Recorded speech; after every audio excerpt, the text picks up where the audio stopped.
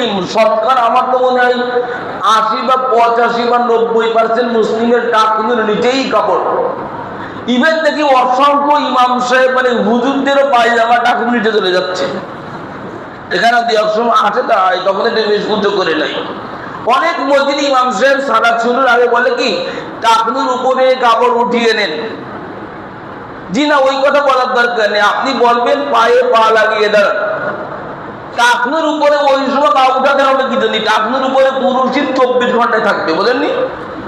যে পুরুষ মানুষ তার 24 ঘন্টায় কাপড় থাকবে টাকনুর উপরে, টাকনুর নিচে কাপড় গেলে মুহাম্মদ সাল্লাল্লাহু আলাইহি ওয়াসাল্লাম বলছেন যে আল্লাহ রাব্বুল আলামিন কিয়ামতের দিন ওই লোকের সাথে কথা বলবে না।